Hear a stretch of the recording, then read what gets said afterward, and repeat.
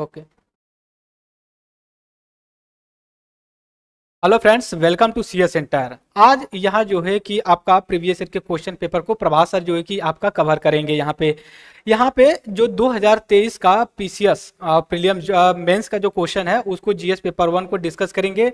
और सबसे पहले मैं बता दूं प्रभास सर के बारे में कि ये आप लोगों को जो है कि जनरली हिस्ट्री और जो कि पॉलिटी का सिलेबस कवर करेंगे। और इनका लगभग मैं कह सकता हूँ कि महीने में जो कि मैक्सिमम क्लासेस लगेंगी। और आज हम चाहेंगे प्रभास सर से कि आप यहाँ पे आज डिस्कस करिए। और thank you for the joining CS centre Delhi. और मैं चाहता हूँ कि आप लोग इंजॉय करिए, क्योंकि मैं एक चीज़ कहूँगा कि experience is better than knowledge. तो एक्सपीरियंस है प्लस नॉलेज भी है तो कहते हैं मॉकटेल बन जाता है, राइट। तो हम चाहेंगे प्रभास सर को कि आप आ जाकर यहाँ पे शुरू करें और इसको हम लोग कंटिन्यू करेंगे। तो थैंक यू सर। और हम चाहते हैं कि आप लोग इनका क्लास को इंजॉय करिए। एक सेकेंड।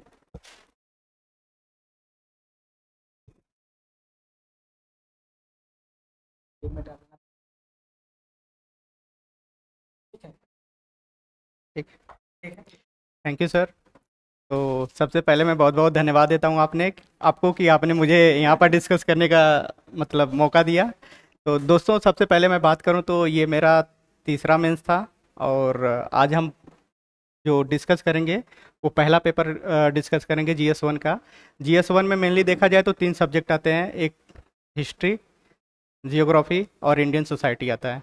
तो अभी क्या है कि जो इंडियन सोसाइटी का रेशियो बढ़ता जा रहा है, तो आइए देखते हैं पेपर कैसा है। पहला जो प्रश्न है वो है वैदिक साहित्य से है। अगर हम देखें प्रीवियस ईयर के पेपर को देखें, 18, 19, 20, 21, 22 जितने भी हुए हैं उसमें वैदिक और भारतीय संस्कृति इनसे मिला के हर साल प्रश्न आते हैं। कीवर्ड वैदिक और भारतीय संस्कृति ये दोनों हैं। अब क्या होता है कि कभी कभी इसको चेंज कर दिया जाता है, वैदिक साहित्य की जगह कुछ और कर दिया जाएगा और भारतीय संस्कृति के साथ कुछ और जोड़ दिया जाएगा। लेकिन हमेशा क्या है कि ये दोनों प्रश्न आते ही आते हैं। इस बार का अगर आप यूपीएससी का पेपर भी देखे होंगे तो वहाँ भी वैदिक साहित्य से प्रश्न आए हुए हैं। इसके पीवाईक्यू में भी देखेंगे तो शायद 2018 में ये प्रश्न आया हुआ है कि वैदिक साहित्य क्या है। तो इस प्रकार हम देखें तो पहला आपका है वैदिक साहित्य से।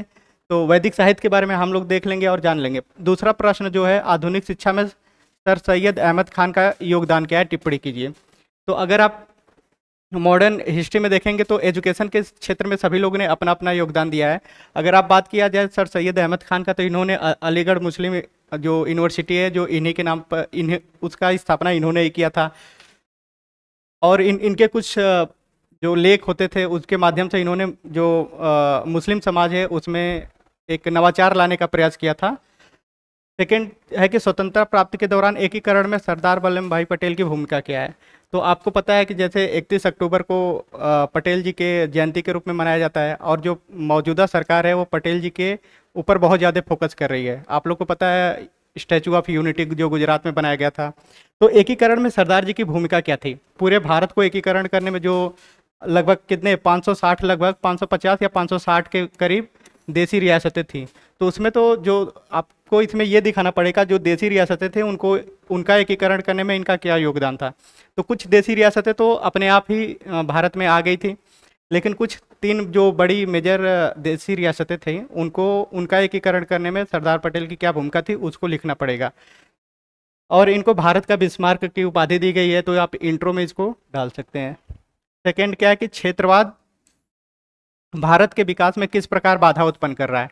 तो 3 है। अगर आप सिलेबस में देखेंगे तो क्षेत्रवाद, सांप्रदायिकता और धर्मनिरपेक्षता, ये 3 वर्ड तीनों एक ही हेडिंग है आपके सिलेबस में। और उन तीनों से हर बार कोई ना कोई सवाल आता है, या तो सांप्रदायिकता क्या है, या धर्मनिरपेक्षता क्या है, या क्षेत्रवाद क्या है। तो इस बार जैसे उठा लिया है क्षेत्रवाद क्या है। तो क्षेत्रवाद क्या है, क्षेत्रवाद के कौन से कारण हैं, क्षेत्रवाद किस, जैसे आप अभी मणिपुर का एग्जाम्पल ले लें, जो वहाँ पर हिंसा हो रही है कुकी और मैती समुदाय के बीच में, वो क्षेत्रवाद को बढ़ावा दे रहा है। जैसे पूर्वोत्तर भारत में क्षेत्रवाद बहुत ज़्यादा। और क्षेत्रवाद में क्या क्या होते हैं, क्षेत्रवाद के कौन कौन से प्रकार होते हैं। तो सांस्कृतिक क्षेत्रवाद होता है, आर्थिक क्षेत्रवाद होता है, जैसे आप बुंदेलखंड का रीजन ले सकते हैं, वहाँ पर बहुत ज़्यादा आर्थिक रूप से लोग कमज़ोर हैं, तो ये आर्थिक क्षेत्रवाद हो गया। तो इसी प्रकार हम देख लेंगे कि क्षेत्रवाद के कितने प्रकार होते हैं और क्षेत्रवाद के एग्जाम्पल क्या हैं। जब भी आप कोई जब भी आप क्षेत्रवाद लिखें तो सबसे पहले क्षेत्रवाद का एक परिभाषा आना चाहिए, उसके बाद क्षेत्रवाद के टाइप्स आने चाहिए, और हर टाइप्स के एक एक एग्जाम्पल आने चाहिए कि सांस्कृतिक क्षेत्रवाद क्या है, राजनीतिक क्षेत्रवाद क्या है, आर्थिक क्षेत्रवाद क्या है। तो इस प्रकार से हम इस सवाल को कर सकते हैं। दूसरा की बेरोजगारी भारत में व्याप्त निर्धनता का एक मात्र कारण है, टिप्पणी कीजिए। तो इस सवाल में सबसे पहले आपको एक बेरोजगारी का एक अच्छा परिभाषा होना चाहिए, मानक परिभाषा होना चाहिए, और एक आप यहाँ पर एक डेटा का भी यूज कर सकते हैं कि जो वर्तमान में बताया कि वर्तमान में कितनी परसेंट बेरोजगारी है। तो इस हिसाब से आप दिखा सकते हैं, और एक मात्र कारण है ये भी आप दिखा सकते हैं। फिर कुछ सरकार की इसके समाधान में क्या कर सकते हैं, जब भी कारण है तो उसका समाधान आपको लिखना ही पड़ेगा। समाधान हर सवाल को लिखना पड़ेगा, या आगे की राह क्या है उसको लिखना ही पड़ता है। तो इसमें क्या है कि आप सरकार की जो योजनाएं हैं बेरोजगारी को दूर करने के लिए उसको मतलब आप लिख सकते हैं। क्या आप सहमत हैं कि भारत में महिलाओं के प्रति अपराध में वृद्धि हो रही है? तो अगर आप देखा जाए तो भारत में हर साल महिलाओं के प्रति अपराध में वृद्धि हो रही है। तो यहाँ पर आप क्या कर सकते हैं कि एनसीआरबी का रिपोर्ट लिख सकते हैं, वहाँ से डेटा उठाइए, एनसीआरबी रिपोर्ट के हिसाब से आप बताइए, इंट्रो में ही बता दीजिए कि हाँ क्या स्थिति है महिलाओं की। लेकिन देखा जाए तो कोविड काल रहा है 2 साल में, तो इसमें देखा जाए तो महिलाओं के प्रति जो अपराध हुए थे उसमें कमी देखी गई है।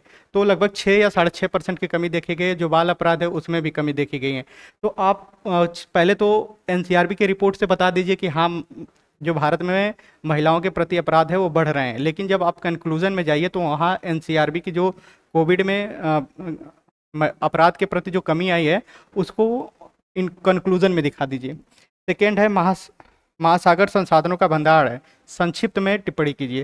तो महासागर में आप देखिए तो यहाँ पर आप जीएस थर्ड से इसको कनेक्ट करा सकते हैं। ब्लू इकोनॉमी के लिए सरकार की क्या क्या योजनाएं चल रही हैं, जैसे सागरमाला परियोजना चल रही है, डीप ओशन मिशन चल रहा है, वो स्मार्ट चल रहा है, और नाविक करके ऐसी, और नॉर्वे और भारत सरकार की एक कोई पहल है जो महासागरीय संसाधनों के बारे में सतत विकास को बढ़ावा देने के लिए की गई है।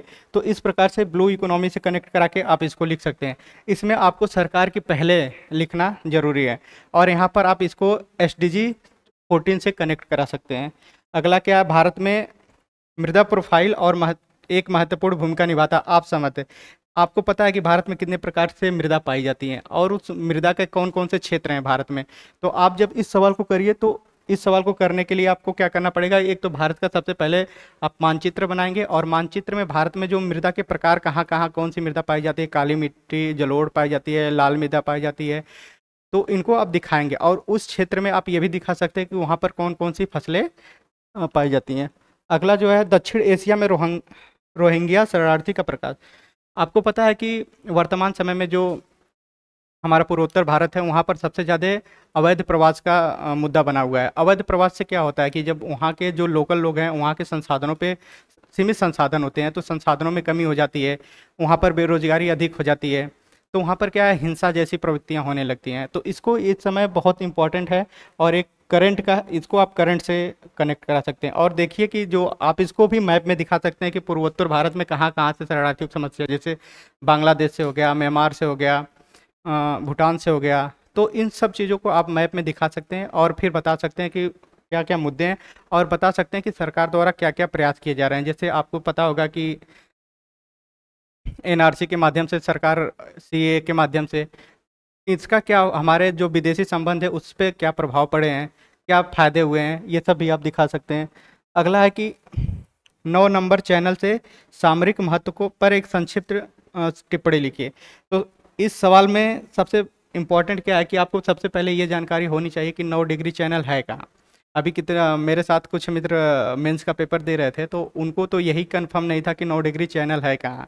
तो कुछ लोग अंडमान वाले क्षेत्र को दिखा रहे थे कि यहाँ 9 डिग्री चैनल है, लेकिन आपको पता होना चाहिए कि जो 9 डिग्री चैनल है वो लक्षद्वीप और मालदीव के बीच में है। तो उसका सामरिक महत्व क्या है, आपको जैसे पता होगा कि इसको आप थोड़ा सा IR से कनेक्ट करा सकते हैं। IR से कनेक्ट कराने का मतलब ये है कि आपको पता होगा कि वहाँ पर जो गवर्नमेंट है प्रेजेंट टाइम में, वो चीन समर्थित सरकार आप कह सकते हैं। तो वहाँ पर क्या हुआ कि हालिया में भारत को लेके इंडिया गो बैक के नारे वारे लगे थे। तो इस प्रकार से आप ये कह सकते हैं।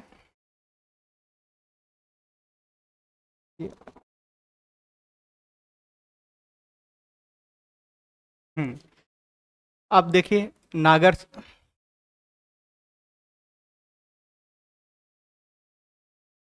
ये है मेरा पहला अनुभव है, तो आप लोग थोड़ा सा एडजस्ट कर लीजिएगा कि क्या है।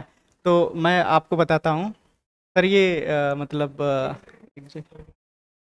Okay okay, thank you sir. तो जैसे ये नागर शैली, आपको पता होगा कि मंदिर वास्तुकला में 3 शैलियाँ होती है, एक नागर शैली होती है, एक द्रविड़ शैली होती है, एक बेशर शैली है। तो सबसे पहले आप क्या कर सकते हैं, इसको मैप बना सकते हैं। मैप बना के आप दिखा सकते हैं कि जो ऊपर का हिमालय से लेके जो विंध्य तक का क्षेत्र है वो नागर शैली का क्षेत्र है।